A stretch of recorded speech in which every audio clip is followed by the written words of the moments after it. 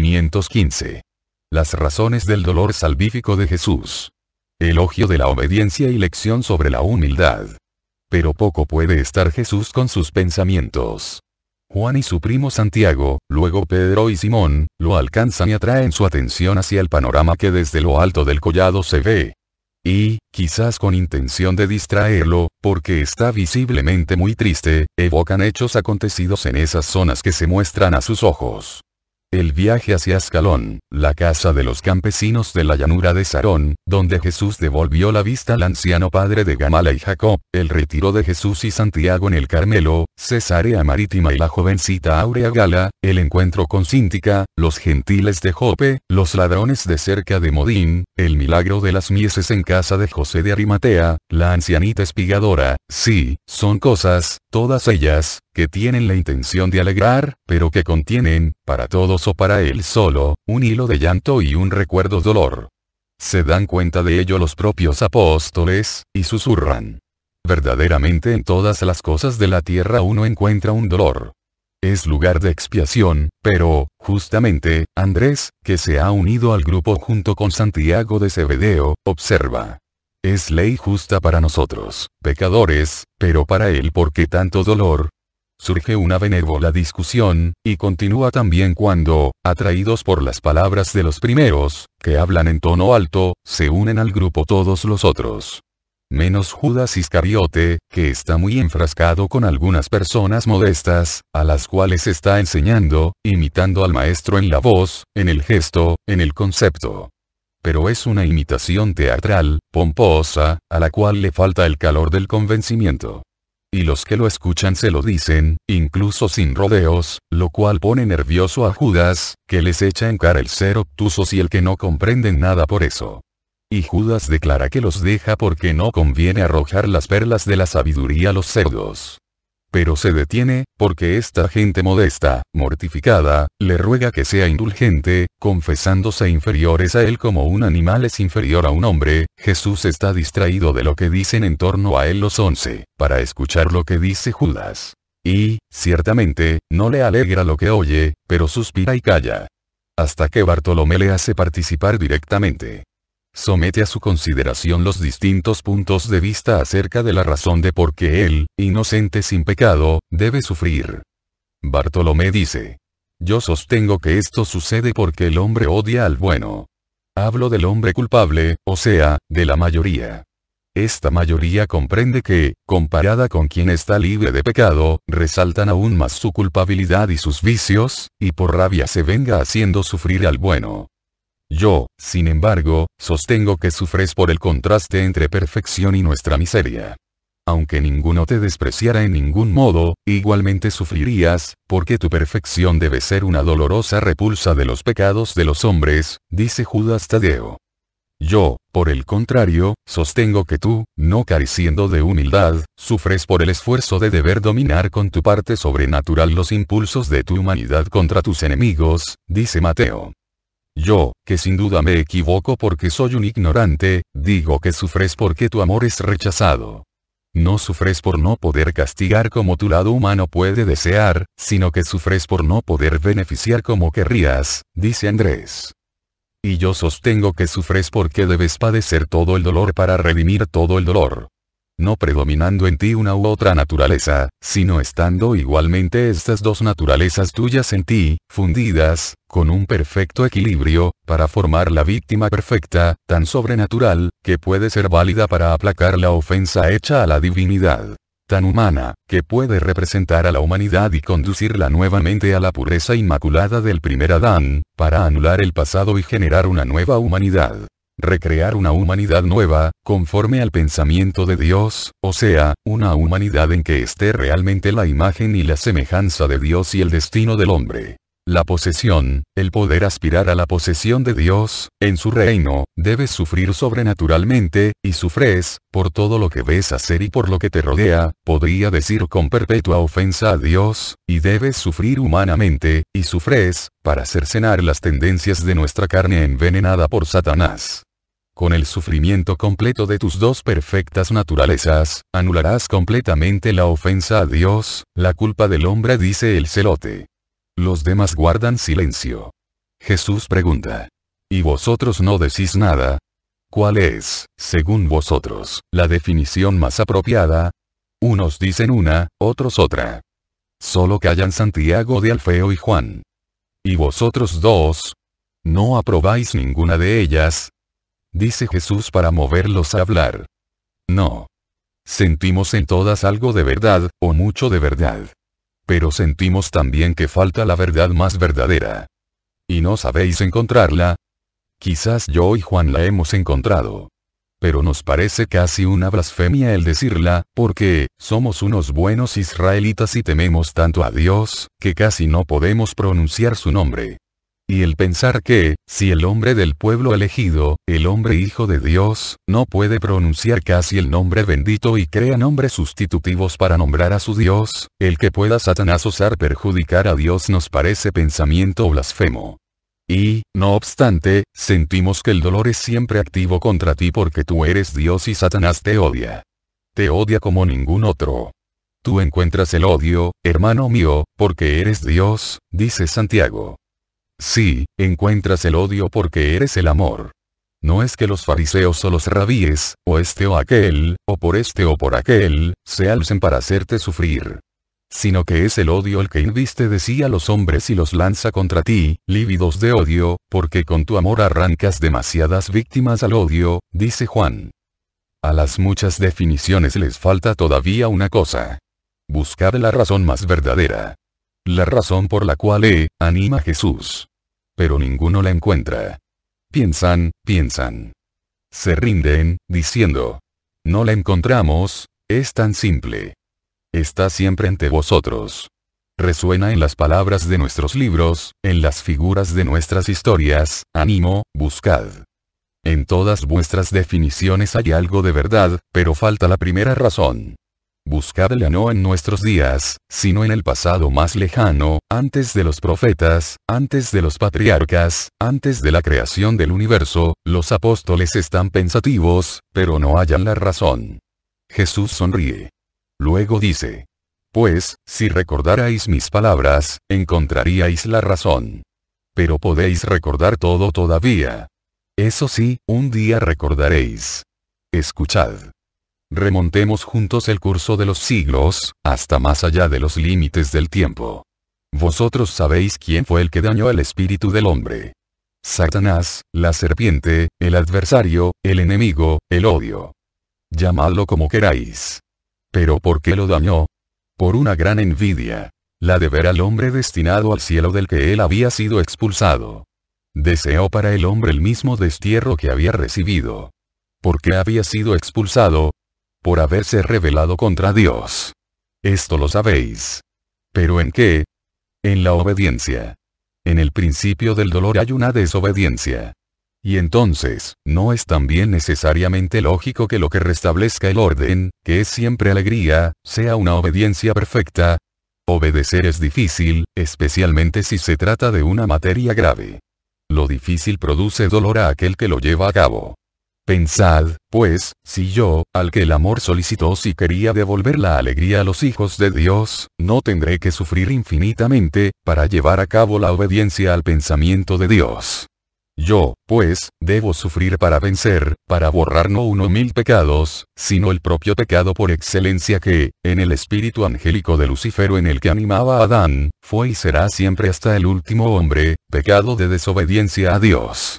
Vosotros, hombres, debéis obedecer limitadamente a eso poco, os parece mucho pero es muy poco requerido por Dios, que, en su justicia, os pide solamente aquello que podéis dar. Vosotros, de lo que Dios quiere, conocéis solamente lo que podéis cumplir. Pero yo conozco todo su pensamiento, respecto a los grandes y pequeños acontecimientos. Yo no tengo puestos límites en el conocimiento ni en la ejecución. El amoroso sacrificador, el Abraham divino, no exime a su víctima hijo suyo. Es el amor no satisfecho y ofendido al que exige reparación y ofrecimiento.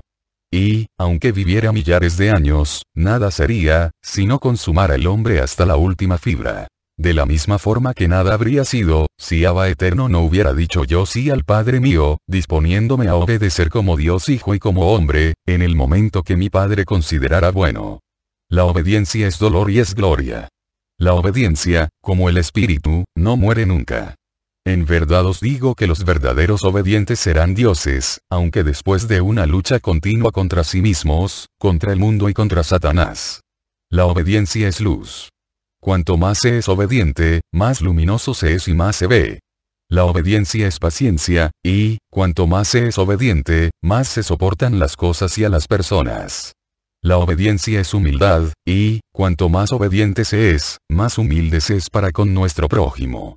La obediencia es caridad porque es un acto de amor, y, cuanto más obediente se es, más numerosos y perfectos son los actos. La obediencia es heroísmo.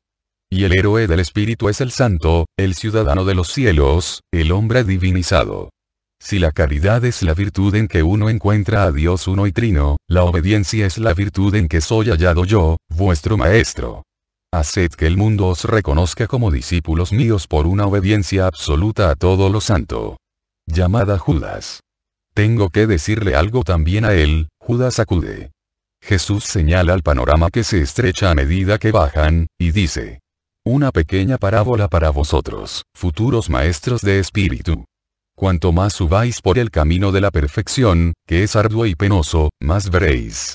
Antes veíamos las dos llanuras, Filistea y de Sarón, con sus muchos pueblos y campos y árboles frutales, e incluso un azul lejano, que era el gran mar, y el Carmelo verde allá en el fondo. Ahora no vemos más que un poco.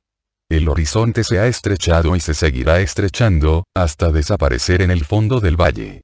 Lo mismo sucede con quien desciende en el espíritu en vez de subir.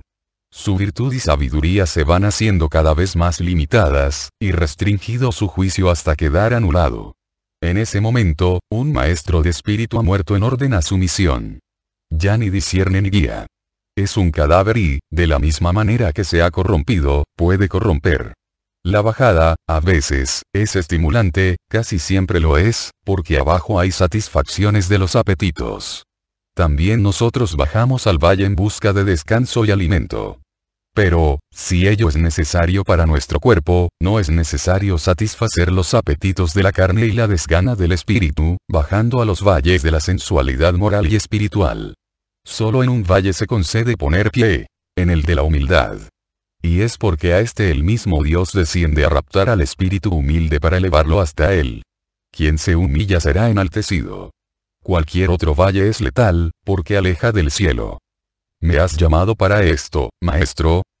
Para esto. Has hablado mucho con los que te preguntaban. Sí, y no merece la pena. Son más duros de mente que los mulos. Y yo he querido expresar un pensamiento donde todo quede reflejado. Para que puedas nutrir tu espíritu. Judas lo mira confundido. No sabe si es un don o un reproche. Los otros, que no se habían percatado de la conversación de Judas con los seguidores, no comprenden que Jesús está reprendiendo a Judas por su soberbia. Y Judas prefiere prudentemente llevar la conversación por otros derroteros, así que pregunta: Maestro, ¿tú qué piensas? Esos romanos, y lo mismo el hombre de Petra, que han tenido un contacto muy limitado contigo, ¿podrán llegar alguna vez a tu doctrina? Y aquel Alejandro se marchó, no volveremos a verlo. Y estos lo mismo. Se diría que en ellos hay una instintiva búsqueda de la verdad, pero están sumergidos hasta el cuello en el paganismo. ¿Lograrán alguna vez concluir alguna cosa buena?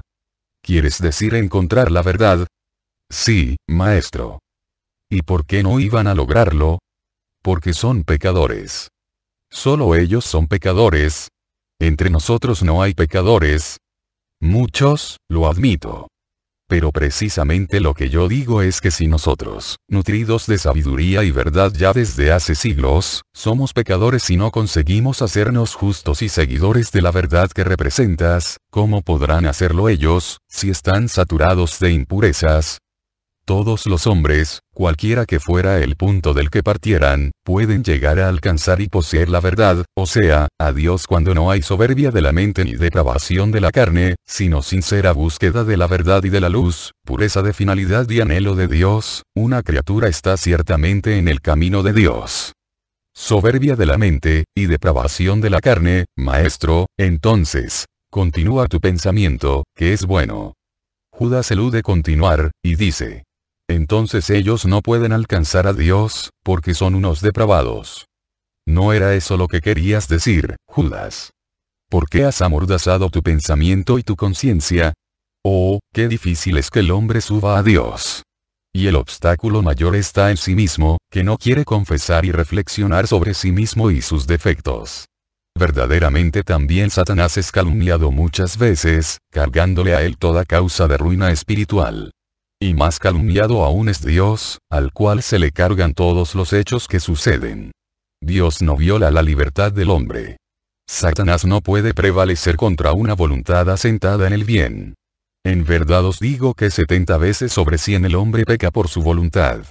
Y, no se considera esto, pero es así y no se restablece de su pecado porque evita el examinarse, y a pesar de que la conciencia, con imprevisto impulso, se yergue dentro de él y grita las verdades que él no ha querido meditar, el hombre ahoga ese grito, borra esa figura que, severa y dolorosa, se yergue delante de su intelecto, modifica con esfuerzo su pensamiento influido por la voz acusadora, y no quiere decir, por ejemplo, pero entonces nosotros, no podemos alcanzar la verdad, porque tenemos soberbia de la mente y corrupción de la carne. Sí, en verdad, en nuestro pueblo no se camina hacia la senda de Dios, porque en nuestro pueblo hay soberbia de la mente y corrupción de la carne. Una soberbia que es verdaderamente imitadora de la satánica, tanto que se juzgan u obstaculizan las acciones de Dios cuando son contrarias a los intereses de los hombres y de los partidos. Y este pecado hará de muchos de Israel réprobos eternos. Bueno, pero no somos todos así. No. Todavía hay espíritus buenos, en todos los niveles. Más numerosos entre los humildes del pueblo que entre los doctos y ricos, pero los hay. ¿Más cuántos son? ¿Cuántos, respecto a este pueblo de Palestina al que desde hace casi 3 años evangelizo y favorezco, y por el cual me consumo? Hay más estrellas en una noche nubosa que en Israel espíritus deseosos de venir al reino mío. ¿Y los gentiles, esos gentiles, irán? No todos, pero sí muchos. Incluso entre mis propios discípulos algunos no perseverarán hasta el final. Pero no nos preocupemos de los frutos que, podridos, caen de la rama. Tratemos, hasta cuando se pueda, de impedir que se pudran, con la dulzura, con la firmeza, con la recriminación y el perdón, con la paciencia y la caridad. Luego, si dicen no a Dios y a los hermanos que quieren salvarlos, y se arrojan en los brazos de la muerte, de Satanás, y mueren impenitentes, bajemos la cabeza y ofrezcamos a Dios nuestro dolor por no haberlo podido alegrar con esa alma, salvándosela. Todos los maestros tienen experiencia de estas derrotas, las cuales también son útiles, para mantener mortificado el orgullo del maestro de almas y probar la constancia de éste en el ministerio. La derrota no debe cansar la voluntad del educador de espíritus. Es más, debe impulsarlo a ser más y mejor, en el futuro. ¿Por qué has dicho al decurión que lo vas a volver a ver en un monte? ¿Cómo puedes saberlo? Jesús mira a Judas con una mirada larga y extraña, mezcla de tristeza y sonrisa juntas, y dice: porque será uno de los que estén presentes en mi exaltación, y dirá al gran doctor de Israel una severa palabra verdadera. Y desde ese momento comenzará su seguro camino hacia la luz. Pero ya estamos en Gabaón. Que Pedro vaya con otros 7 a anunciarme.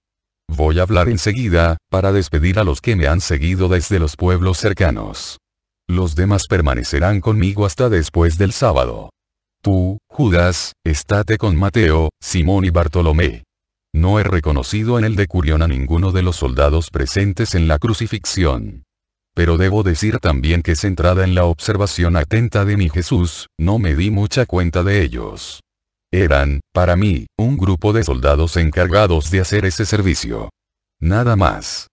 Y además, cuando habría podido observarlos mejor porque todo estaba consumado, había una luz tan no luz que solo las caras muy familiares podían ser reconocidas.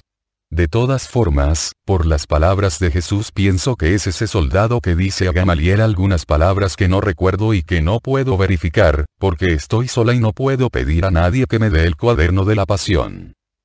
516. En Gabaón, milagro del mudito y elogio de la sabiduría como amor a Dios. En primavera, verano y otoño, Gabaón, construida en el copete de un suave y bajo otero aislado en medio de una llanura fertilísima, debe ser una ciudad graciosa, ventilada y de bellísimo panorama. Sus casas blancas se esconden casi entre el verde de los árboles, de todas clases de hoja perenne, que están mezclados con árboles desnudos ahora por la estación del año, pero que en la estación buena deben transformar el otero en una nube de pétalos ligeros y, más tarde, en exuberancia de frutas.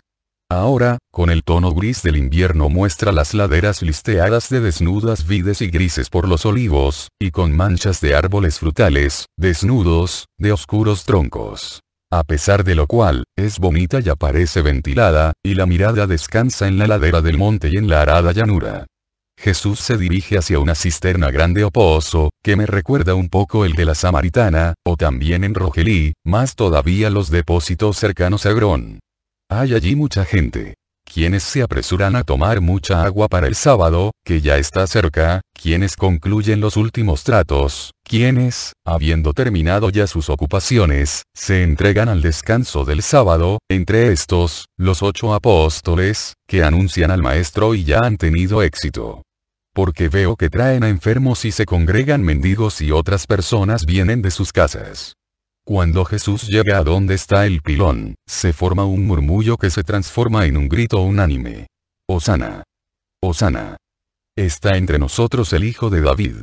Bendita la sabiduría, que viene al lugar donde fue invocada.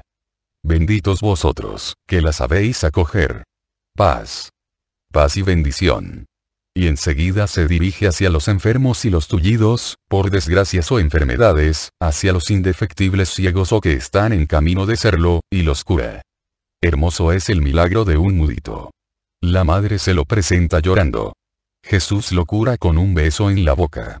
Y él usa las palabras que la palabra le da para gritar los 2 nombres más bonitos. Jesús. Mamá. Y de los brazos de su madre, que lo tenía alzado por encima de la gente, se arroja a los brazos de Jesús, se abraza a su cuello, hasta que Jesús lo devuelve a la madre feliz. Ella explica a Jesús cómo este hijo suyo primogénito, destinado desde antes que naciera, en el corazón de los padres, para ser levita, podrá serlo ahora que no tiene defectos. No le había pedido al Señor, junto con mi esposo Joaquín, para mí, sino para que sirviera al Señor. Y no he pedido para él la palabra para que me llamase madre y me dijera que me quiere. Sus ojos y sus besos ya me lo decían. La pedía para que pudiera, como cordero sin defecto, ser consagrado enteramente al Señor y alabar su nombre. A lo cual Jesús responde. El Señor oía la palabra de su alma, que él, como una madre, hace de los sentimientos palabras y actos. Pero bueno ha sido tu deseo y el Altísimo lo ha acogido. Ahora esfuérzate en educar a tu hijo para la alabanza perfecta, para que sirva siempre con perfección al Señor. Sí, Rabí. Pero dime tú qué es lo que debo hacer.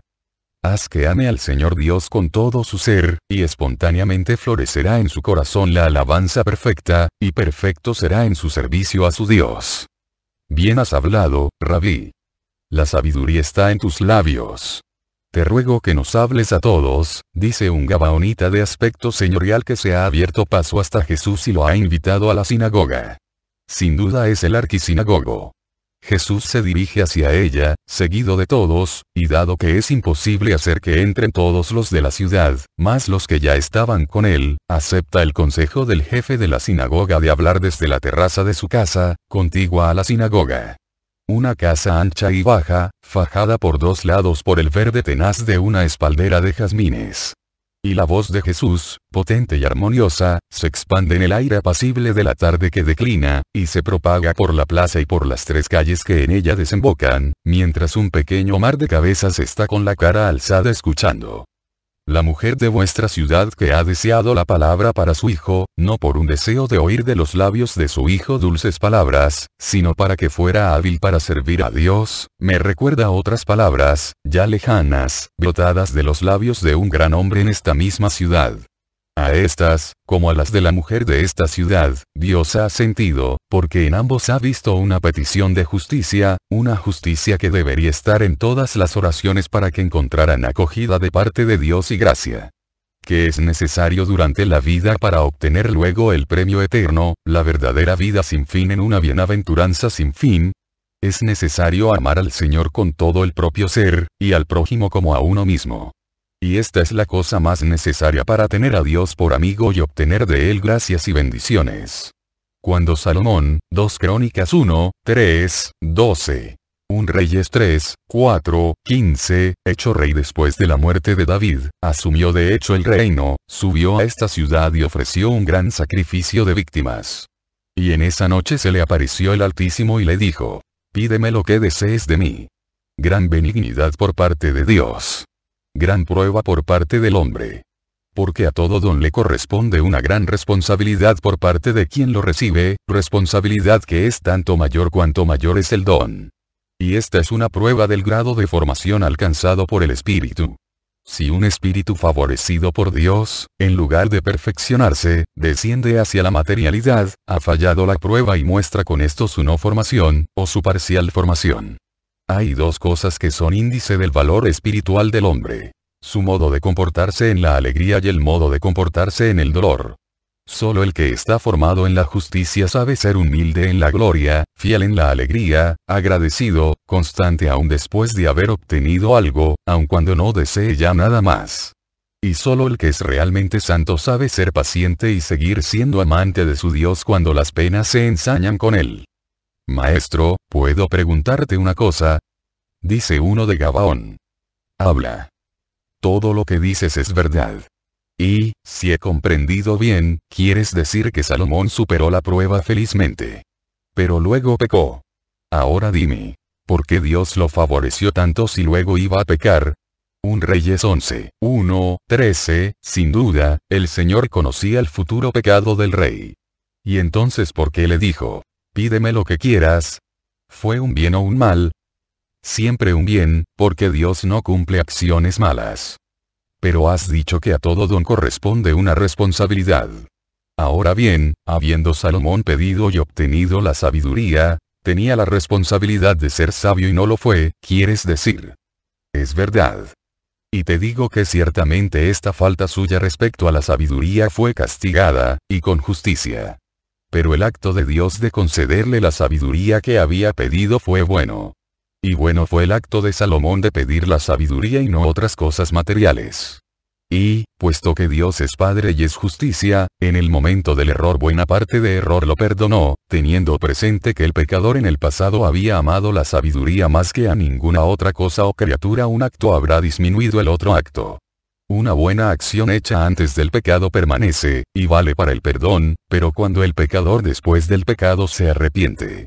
Por esto os digo que no dejéis pasar la ocasión de llevar a cabo buenas acciones, para que sean como monedas para pagar vuestros pecados, cuando, por gracia de Dios, de ellos os arrepentís. Las acciones buenas, aunque parezcan pasadas, y por tanto se pueda pensar equivocadamente que ya no fermentan en nosotros y crean nuevos estímulos y fuerzas para cosas buenas, están siempre activas, aunque sea con el recuerdo que resurge desde el fondo de un alma humillada y suscita una añoranza del tiempo en que la persona era buena.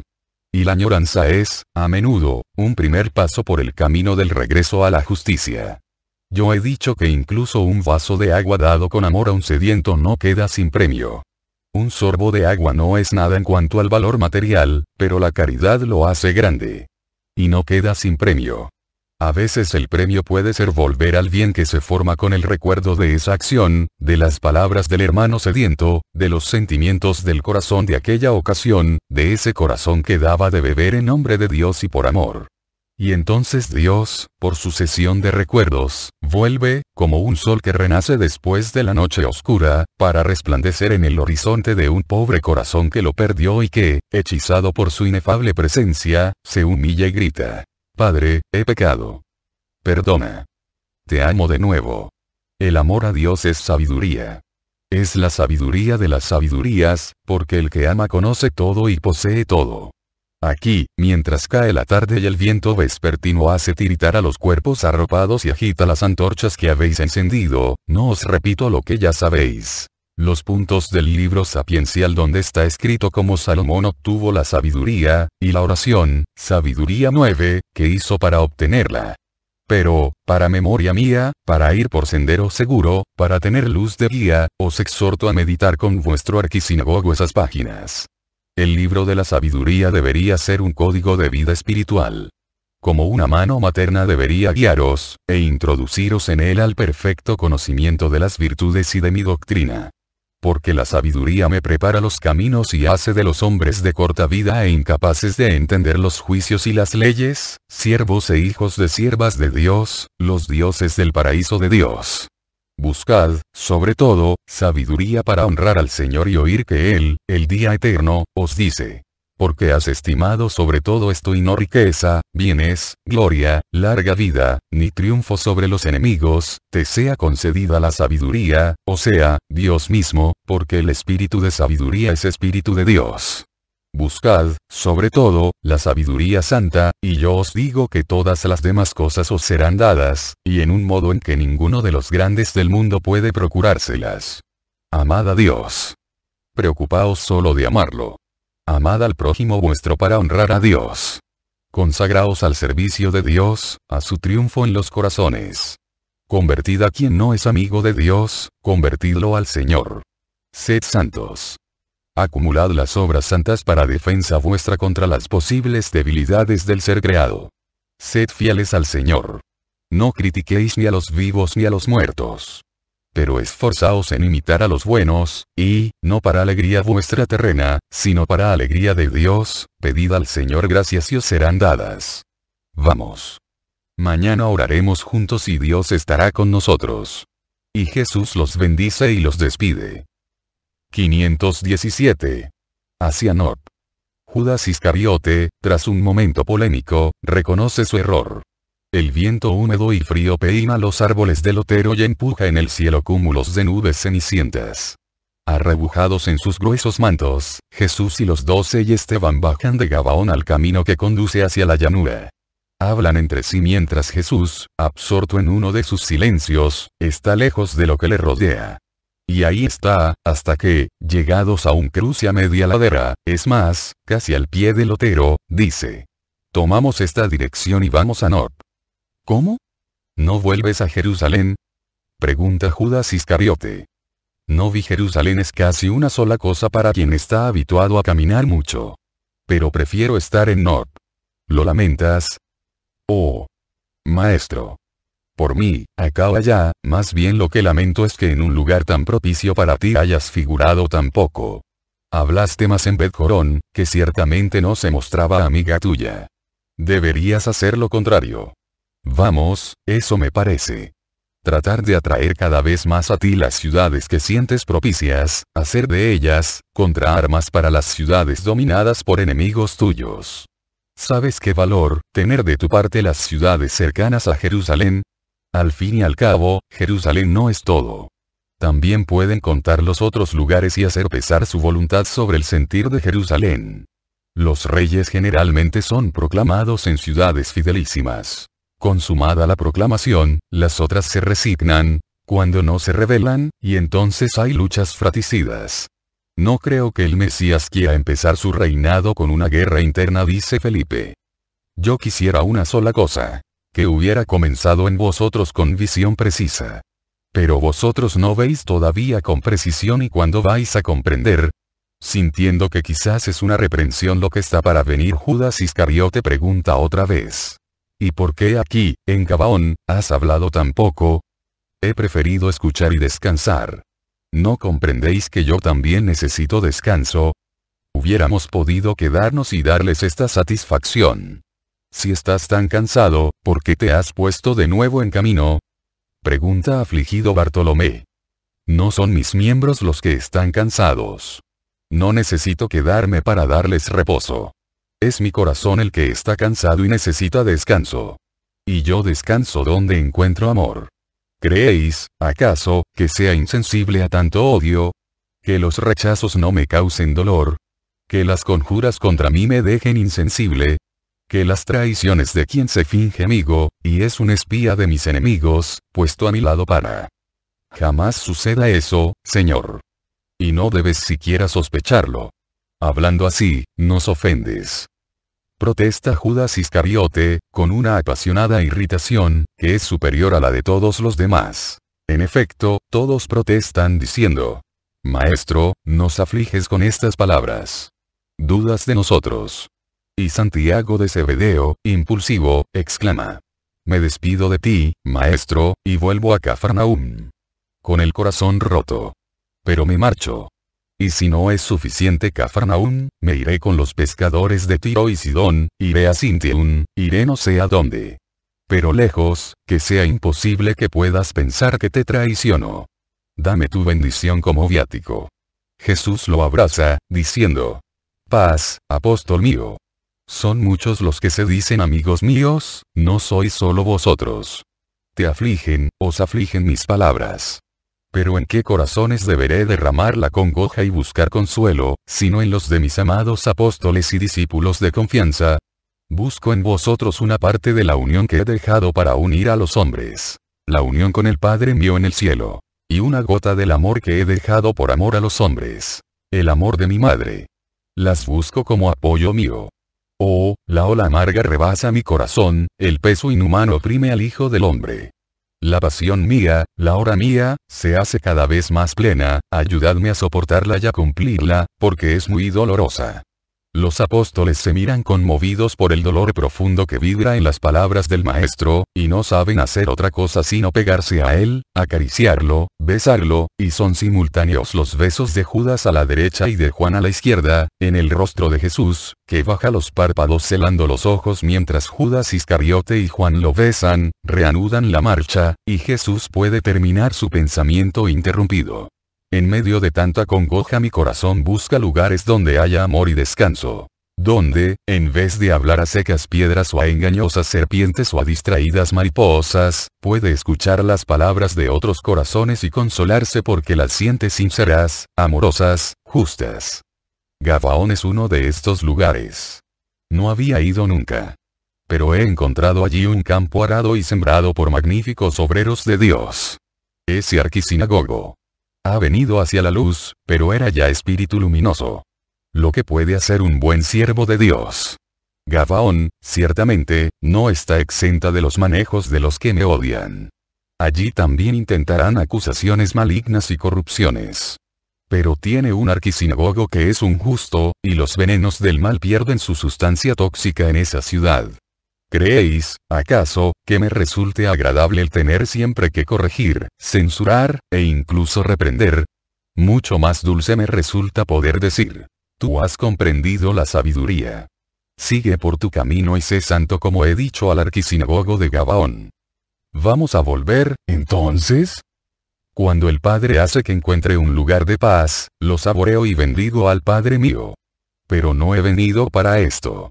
He venido a convertir para el Señor los lugares culpables y lejanos de Él. Vosotros mismos veis que podría estar en Betanía y no estoy allí. También por no perjudicar a Lázaro. No, Judas de Simón. Hasta las piedras saben que Lázaro es amigo mío. Por tanto, por este motivo, sería vano que yo pusiera frenos a mi deseo de confortación. Es por las hermanas de Lázaro, por María en particular. Tampoco, Judas de Simón. Hasta las piedras saben que la lujuria de la carne no me turba. Observa que, entre las muchas acusaciones que me han sido lanzadas, la primera en caer ha sido esta porque hasta mis más añudos adversarios han comprendido que sostenerla era desenmascarar su habitual inclinación a la mentira. Ninguna persona honesta habría creído que yo era un sensual. La sensualidad puede tener atractivo solo para los que no se nutren de lo sobrenatural y aborrecen el sacrificio. Pero, para el que se ha consagrado al sacrificio, para el que es víctima, ¿qué atractivo crees que puede tener el placer de una hora? El gozo de las almas víctimas está enteramente en el espíritu, y, si visten una carne, esta no es más que un vestido. ¿Tú crees que los vestidos que llevamos tienen sentimientos? Lo mismo es la carne para los que viven de espíritu. Un vestido, nada más.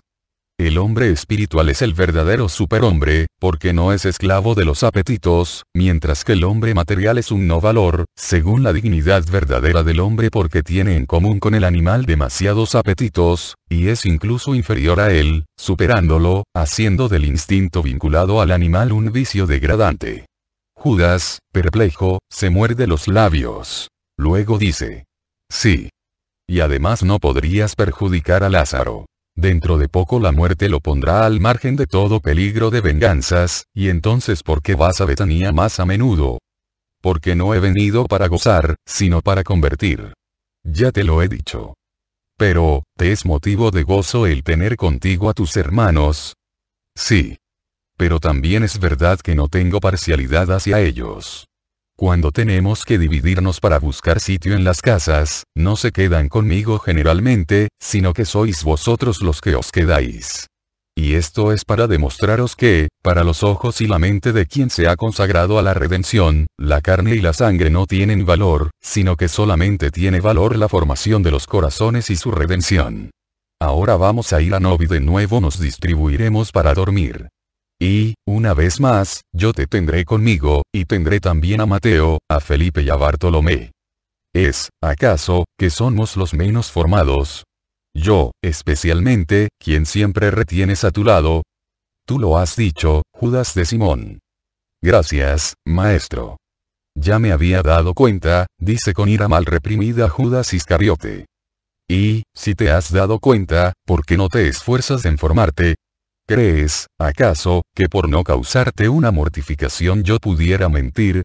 Y, además, estamos entre hermanos, y no deben ser objeto de menosprecio las deficiencias de otro, o de abatimiento el ser amonestado delante de los demás, que ya saben, unos de otros, en qué falta cada uno de los hermanos. Ninguno es perfecto, yo os lo digo. Pero incluso las imperfecciones de unos y otros, tan penosas de verse y de soportarse, deben ser motivo para mejorarse uno a sí mismo y no aumentar así la recíproca desazón. Créeme, Judas, que, aunque te vea como realmente eres, ninguno, ni siquiera tu madre, te quiere como yo te quiero, ni se esfuerza ninguno como tú Jesús en hacerte bueno. Ya, pero me reprendes y humillas, y en la presencia de un discípulo. ¿Es la primera vez que te llamo la atención en orden a la justicia? Judas calla. Responde, te digo. Dice Jesús imperiosamente. No. ¿Y cuántas veces lo he hecho públicamente? ¿Puedes decir que te he puesto en evidencia? ¿O debes decir que te he cubierto y defendido? Habla. Me has defendido, es verdad. Pero ahora es por tu bien. El que acaricia a un hijo culpable deberá vendar después las llagas, dice el proverbio. Y dice otro proverbio que el caballo no domado se hace intratable. Y el hijo abandonado a sí mismo, un tarambana. ¿Pero es que soy para ti un hijo? Pregunta Judas, mientras su cara alisa el ceño fruncido. Si te hubiera generado no podrías serlo más. Y me dejaría arrancar las entrañas para darte mi corazón y hacerte como quisiera. Y Judas tiene uno de sus recobros, y, sincero, verdaderamente sincero, se arroja a los brazos de Jesús y grita. No te merezco. Soy demonio y no te merezco. Eres demasiado bueno. Sálvame, Jesús, y llora, realmente llora con un llanto entrecortado por el jadeo, llanto de corazón turbado por cosas no buenas y por un contraste de estas con el remordimiento de haber causado dolor a quien lo ama. 518. En Jerusalén, encuentro con el ciego curado y palabras que revelan a Jesús como buen pastor. Jesús, que ha entrado en la ciudad por la puerta de Herodes. Está cruzándola en dirección hacia el Tiropeón y el barrio de Ofel. ¿Vamos al templo? Pregunta Judas Iscariote. Sí. Cuidado con lo que haces. Advierten muchos. Estaré allí solo el tiempo de la oración. Te van a salir al paso. No. Vamos a entrar por las puertas de Septentrión y saldré por las de mediodía, y no tendrán tiempo de organizarse para hacerme algún daño. A menos que esté siempre detrás de mí uno que vigile e informe. Ninguno replica, y Jesús prosigue hacia el templo, que aparece, en lo alto de su colina, casi espectral bajo la luz verde amarillenta de una plomiza mañana de invierno, en la que el sol nacido es solo recuerdo que se obstina en mantenerse presente tratando de abrir una brecha en la densa masa de nubes. Esfuerzo vano. El alegre lucir de la aurora ha quedado reducido al reflejo mate de un amarillo irreal, no extendido, sino agrupado en manchas que contienen también tonalidades de plomo veteado de verde. Y, debajo de esta luz, los mármoles y el oro del templo aparecen sin brillo, tristes, yo diría lúgubres, como ruinas que aún despuntan en una zona de muerte. Jesús lo mira intensamente mientras sube hacia la muralla. Y mira las caras de los viandantes matutinos. Son, por lo general, gente humilde. Hortelanos, pastores con los animalitos que han de ser matados, criados o amas de casa dirigidos a los mercados. Y todos se alejan silenciosos, arrebujados en los mantos, un poco encorvados para defenderse del viento más bien frío de la mañana. También los rostros parecen más pálidos de como son normalmente los de esta raza. Es la luz extraña la que los pone así, verdosos o casi perlinos, con el fondo de los mantos de colores, que, verdes o de vivo color violado o amarillos intensos, no son, ciertamente, adecuados para proyectar reflejos roseos en las caras. Alguno saluda al maestro, pero no se detiene. No es la hora propicia.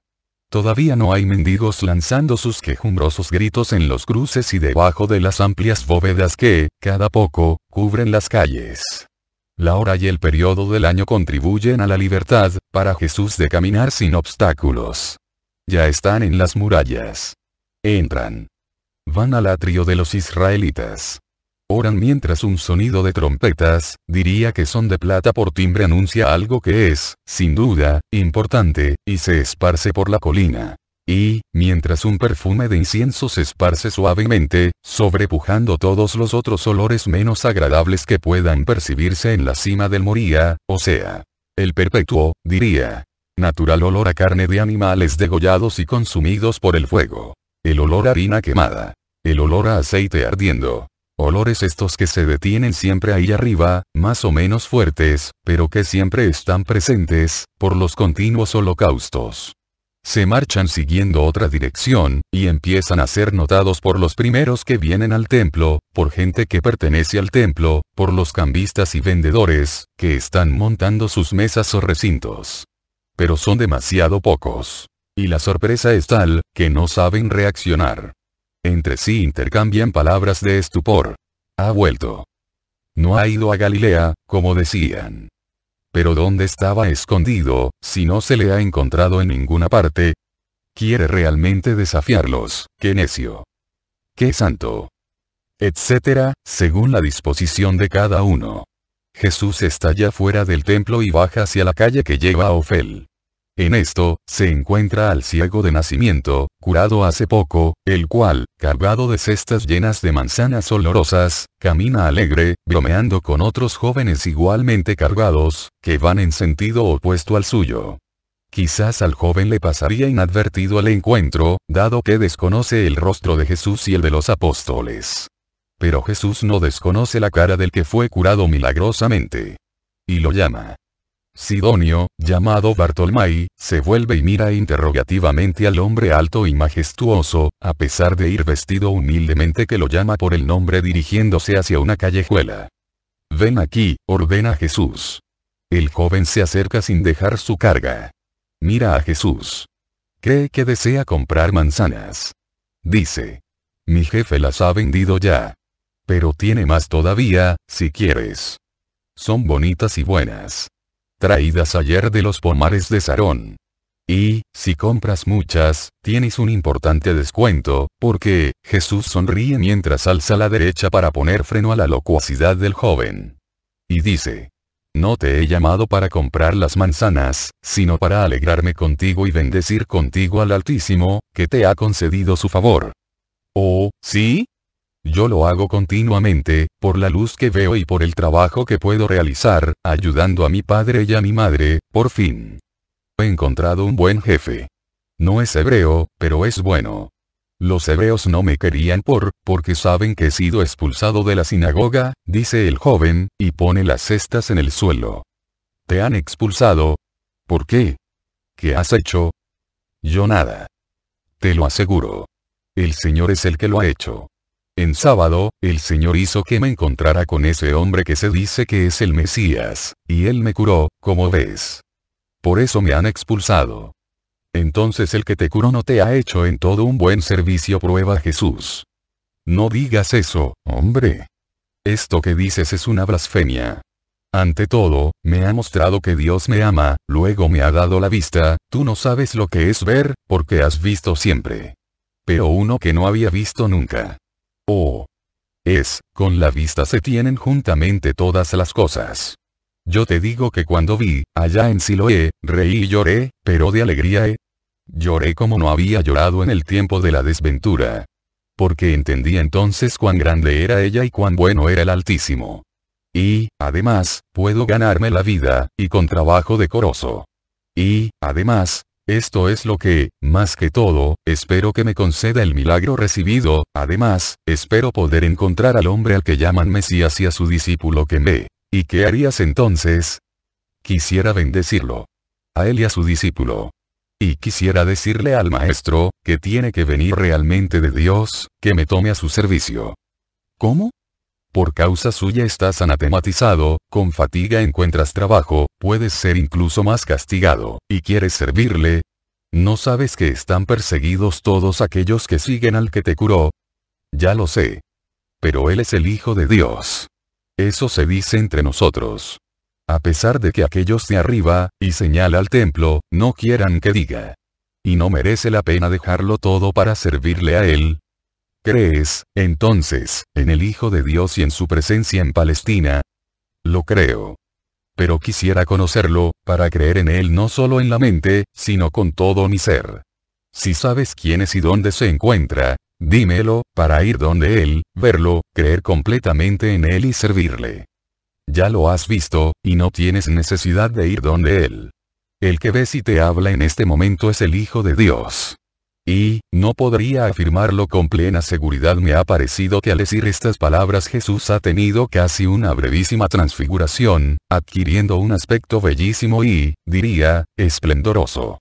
Yo diría que, para premiar y confirmar en su fe a este humilde creyente que cree en él, ha descubierto, durante el tiempo que dura un destello, su belleza futura, quiero decir la que asumirá después la resurrección y conservará en el cielo, su belleza de criatura humana glorificada, de cuerpo glorificado y hecho uno con la inefable belleza de su perfección. Un instante, digo. Un destello. Pero el rincón semioscuro donde se han refugiado para hablar, bajo el arco de Calleja, se ilumina extrañamente con una luminosidad que emana de Jesús, el cual, lo repito, adquiere una grandísima hermosura. Luego todo vuelve a ser como antes, excepto el joven, que ahora está en el suelo, rostro en tierra, y que adora y dice: Yo creo, Señor, mi Dios.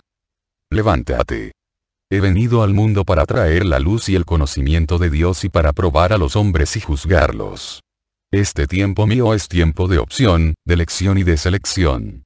He venido para que los puros de corazón e intención, los humildes, los mansos, los amantes de la justicia, de la misericordia, de la paz, los que lloran y los que saben dar a las distintas riquezas su valor real y preferir las espirituales a las materiales encuentren aquello que su espíritu anhela. Y para que los que eran ciegos porque los hombres habían alzado gruesos muros para impedir el paso de la luz, o sea, impedir el conocimiento de Dios vean, y los que se creen con vista se queden ciegos, entonces tú odias a una parte grande de los hombres si no eres bueno como dices ser. Si lo fueras, buscarías que todos vieran, y que quien ya viera no se quedara ciego. Interrumpen algunos fariseos, que han llegado al improviso por la calle principal y, cautamente, se han acercado con otros a espaldas del grupo apostólico. Jesús se vuelve y los mira. Ciertamente ya no está transfigurado en dulce belleza. Es un Jesús bien severo el que fija en sus perseguidores sus miradas de zafiro. Su voz ya no tiene la nota de oro de la alegría, sino que es broncínea, y, cual sonido de bronce, es incisiva y severa en la respuesta. No soy yo el que quiere que no vean la verdad los que actualmente combaten contra ella. Son ellos mismos los que levantan delante de sus pupilas un muro de adoquines para no ver. Y se hacen ciegos por su libre voluntad. Y el Padre me ha enviado para que esta división tenga lugar, y sean verdaderamente conocidos los hijos de la luz y los de las tinieblas, los que quieren ver y la que quieren hacerse ciegos. ¿Acaso estamos nosotros también entre estos ciegos? Si lo fuerais y trataseis de ver, no seríais culpables. Pero es porque decís: vemos, y luego no queréis ver, por lo que pecáis. Vuestro pecado permanece porque no tratáis de ver aún siendo ciegos. ¿Y qué tenemos que ver? El camino, la verdad, la vida. Un ciego de nacimiento, como era este, con su bastoncito puede en todo caso encontrar la puerta de su casa e ir por ella, porque conoce su casa. Pero si lo llevaran a otros lugares, no podría entrar por la puerta de la nueva casa, porque no sabría dónde estaría y se chocaría contra las paredes. El tiempo de la nueva ley ha llegado. Todo se renueva y un mundo nuevo, un nuevo pueblo, un nuevo reino surgen. Ahora los del tiempo pasado no conocen todo esto. Conocen su tiempo. Son como ciegos llevados a una ciudad nueva, donde está la casa regia del Padre, pero cuya ubicación no conocen. Yo he venido para guiarlos e introducirlos en ella y para que vean. Pero soy yo mismo la puerta por la cual se pasa a la casa paterna, al reino de Dios, a la luz, al camino, a la verdad, a la vida. Y soy también aquel que ha venido a reunir el rebaño que había quedado sin guía, y a conducirlo a un único redil, el del Padre. Yo soy la puerta del redil, porque soy al mismo tiempo puerta y pastor. Y entro y salgo como y cuando quiero y entro libremente, y por la puerta, porque soy el verdadero pastor. Cuando uno viene a dar a las ovejas de Dios otras indicaciones, o trata de descaminarlas llevándolas a otras moradas y a otros caminos, no es el buen pastor. Es un pastor ídolo. Y el que no entra por la puerta del redil, sino que trata de entrar por otra parte saltando el recinto, no es el pastor, sino un ladrón y un asesino que entra con intención de robar y matar, para que los corderos de que se han apoderado no emitan voces de lamento y no atraigan la atención de los guardianes y del pastor. También entre las ovejas del rebaño de Israel tratan de introducirse falsos pastores para desviarlas de los pastos y alejarlas del pastor verdadero. Y entran dispuestos incluso a arrancarlas del rebaño con violencia, y, si llega el caso, están dispuestos a matarlas y a dañarlas de muchas maneras, para que no hablen y no le manifiesten al pastor las astucias de los falsos pastores, ni griten invocando la protección de Dios contra sus adversarios y los adversarios del pastor. Yo soy el buen pastor y mis ovejas me conocen, y me conocen los eternos porteros del verdadero redil. Ellos me han conocido y han conocido mi nombre, que han manifestado para que Israel lo conociera. Me han descrito y han preparado mis caminos, y, cuando mi voz se ha oído, el último de ellos me ha abierto la puerta y ha dicho al rebaño que esperaba al verdadero pastor, al rebaño que estaba agrupado en torno a su cayado. Aquí tenéis a aquel de quien he dicho que viene después de mí. Uno que me precede porque existía antes de mí y yo no lo conocía. Pero para esto, para que estéis preparados a recibirlo, he venido a bautizar con agua, para que fuera manifestado en Israel. Y las ovejas buenas han oído mi voz y, cuando las he llamado por el nombre, han venido solícitas y las he llevado conmigo, como hace un verdadero pastor al que conocen las ovejas, que lo reconocen por la voz y lo siguen a donde quiera que vaya. Y, cuando ha sacado a todas, camina delante de ellas, y ellas lo siguen porque aman la voz del pastor. Por el contrario, no siguen a un extranjero. Antes bien, huyen lejos de él porque no lo conocen y le temen. Yo también camino delante de mis ovejas para señalarles el camino y hacer frente, yo el primero, a los peligros y señalárselos al rebaño, al cual quiero guiar a mi reino y ponerlo a salvo. ¿Acaso Israel ya no es el reino de Dios? Israel es el lugar desde donde el pueblo de Dios debe elevarse hasta la verdadera Jerusalén y hasta el reino de Dios. ¿Y el Mesías prometido, entonces? Ese Mesías que afirmas que eres, no debe, pues, hacer a Israel triunfante, glorioso, dueño del mundo, sometiendo a su cetro todos los pueblos, y vengándose, sí, vengándose ferozmente de todos los que lo han sometido desde que es pueblo. Entonces nada de esto es verdad. Niegas a los profetas. Llamas necios a nuestros rabíes. Tú, el reino del Mesías no es de este mundo. Es el reino de Dios, fundado sobre el amor. No es otra cosa. Y el Mesías no es rey de pueblos y ejércitos, sino rey de espíritus. Del pueblo elegido vendrá el Mesías, de la estirpe real, y, sobre todo, de Dios, que lo ha generado y enviado. Por el pueblo de Israel ha comenzado la fundación del reino de Dios, la promulgación de la ley de amor, el anuncio de la buena nueva de que habla el profeta, Isaías 61:1. Pero el Mesías será rey del mundo, rey de los reyes, y su reino no tendrá límite en el tiempo ni confín en el espacio. Abrid los ojos y aceptad la verdad. No hemos entendido nada de tu desvarío. Dices palabras sin nexo. Habla y responde sin parábolas. ¿Eres o no eres el Mesías? ¿Y no habéis entendido todavía? Os he dicho que soy puerta y pastor por esto. Hasta ahora ninguno ha podido entrar en el reino de Dios, porque estaba murado y no tenía salidas. Pero ahora he venido yo y está hecha la puerta para entrar en él. Oh. Otros han dicho que eran el Mesías, y luego han sido descubiertos como bandidos y rebeldes, y la justicia humana ha castigado su bellaquería. ¿Quién nos asegura que no eres como ellos? Estamos cansados de sufrir y hacer sufrir al pueblo el rigor de Roma, por mérito de embusteros que se dicen reyes y hacen que el pueblo se levante en rebelión. No. No es exacta vuestra frase. Vosotros no queréis sufrir, eso es verdad. Pero que el pueblo sufra no os duele. Tanto es así, que al rigor de quien domina unís vuestro rigor, oprimiendo con décimos insoportables y otras muchas cosas al pueblo modesto. ¿Que quién os asegura que no soy un malandrín? Mis acciones. No soy yo el que hace pesada la mano de Roma. Al contrario, la aligero, aconsejando a los dominadores humanidad, a los dominados paciencia. Al menos estas cosas. Ya mucha gente se ha congregado, y crece cada vez más, tanto que obstaculizan el paso por la calle grande y, por tanto, todos van a confluir en la callejuela, bajo cuyas bóvedas las voces retumban a prueba diciendo: bien dicho lo de los décimos. Es verdad. A nosotros nos aconseja sumisión y a los romanos piedad. Los fariseos, como siempre, se envenenan por las aprobaciones de la muchedumbre, y se muestran aún más mordaces en el tono con que se dirigen a Cristo. Responde sin tantas palabras y demuestra que eres el Mesías. En verdad os digo que lo soy. Yo, solo yo, soy la puerta del redil de los cielos. Quien no pasa por mí no puede entrar. Es verdad. Ha habido otros falsos Mesías, y más que habrá. Pero el único y verdadero Mesías soy yo. Todos los que hasta ahora han venido presentándose como tales, no lo eran.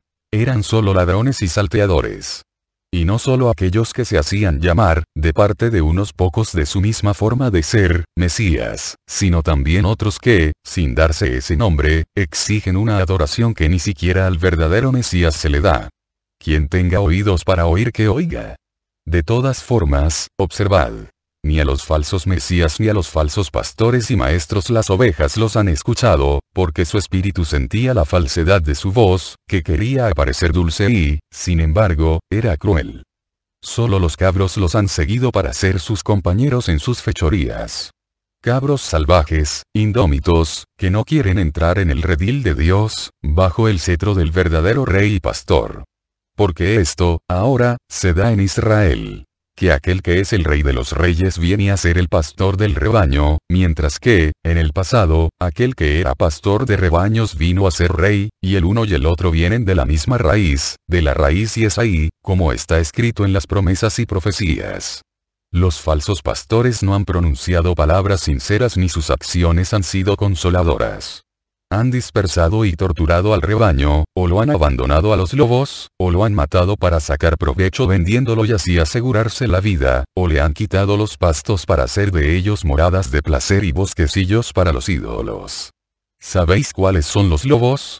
Son las malas pasiones, los vicios que los mismos falsos pastores han enseñado al rebaño, practicándolos ellos los primeros.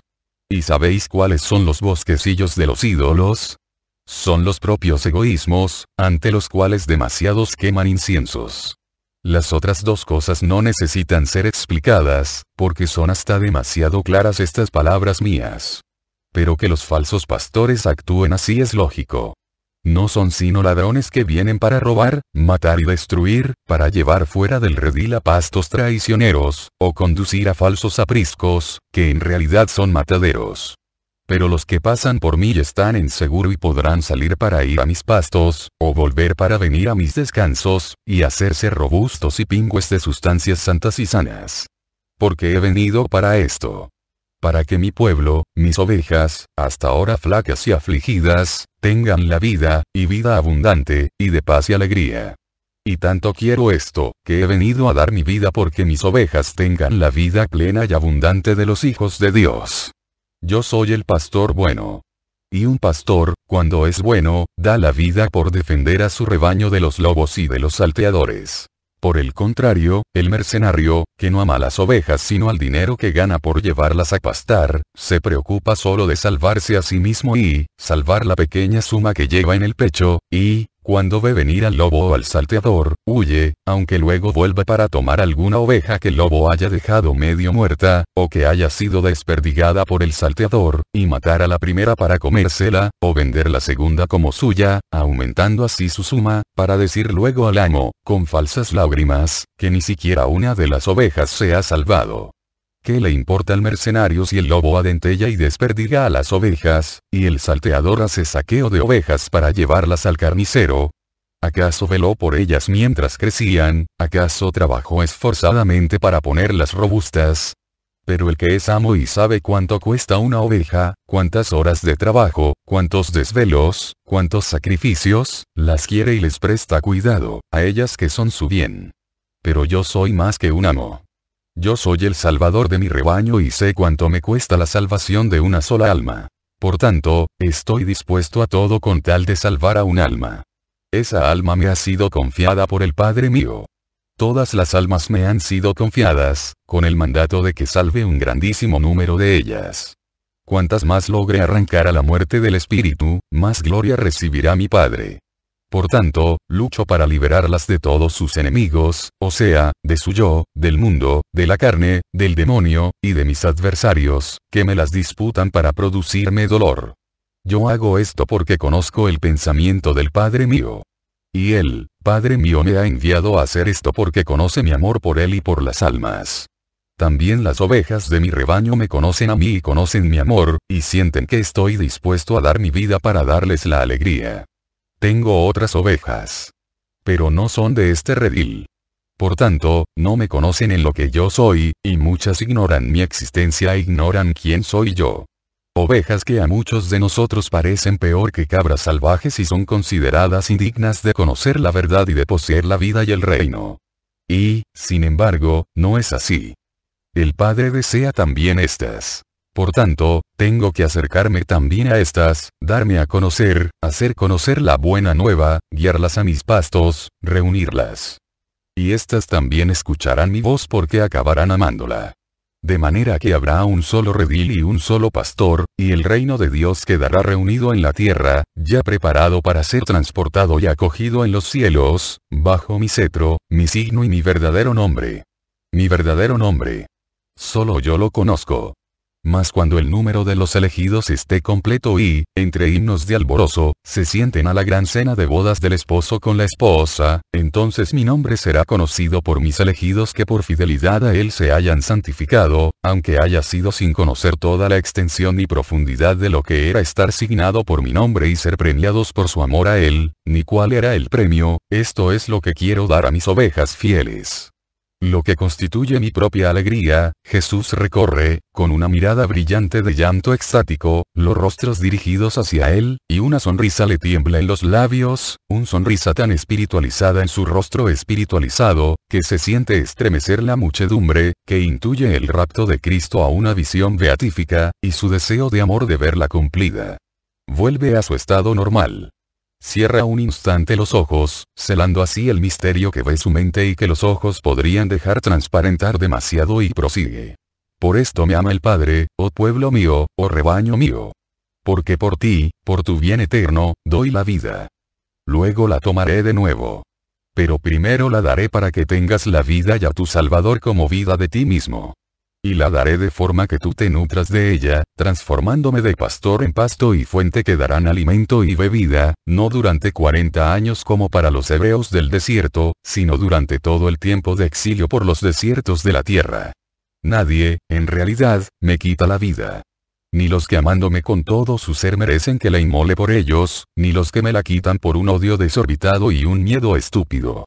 Nadie podría quitármela si por mí mismo no consintiera en darla y si el Padre no lo permitiera, invadidos los dos por un delirio de amor hacia la humanidad culpable. Por mí mismo la doy. Y tengo el poder de tomarla de nuevo cuando quiera, pues no es conveniente que la muerte prevalezca contra la vida. Por esto el Padre me ha dado este poder. Es más, el Padre me ha mandado hacer esto. Y por mi vida, ofrecida e inmolada, los pueblos serán un único pueblo. El mío, el pueblo celeste de los hijos de Dios, separándose en los pueblos las ovejas de los cabros y siguiendo las ovejas a su pastor al reino de la vida eterna. Y Jesús, que hasta ahora ha hablado fuerte, se vuelve, en voz baja, a Sidonio, llamado Bartolomé, que ha estado durante todo este tiempo delante de él con su canasta de manzanas olorosas a los pies, y le dice: «Has olvidado todo por mí.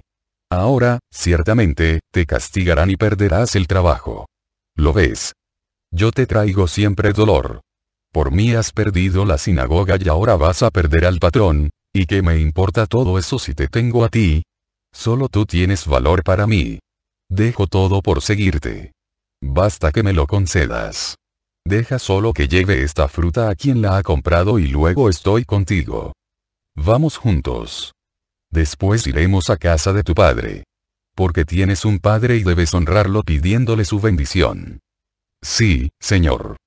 Todo lo que quieras. Pero enséñame mucho porque no sé nada, nada de nada, ni siquiera leer y escribir, porque era ciego». «No te preocupes de eso. La buena voluntad te enseñará». Y se encamina para volver a la calle principal, mientras la masa de gente hace comentarios, confronta pareceres, discute incluso, insegura entre las distintas opiniones, que son siempre las mismas. ¿Es Jesús de Nazaret un poseído o un santo?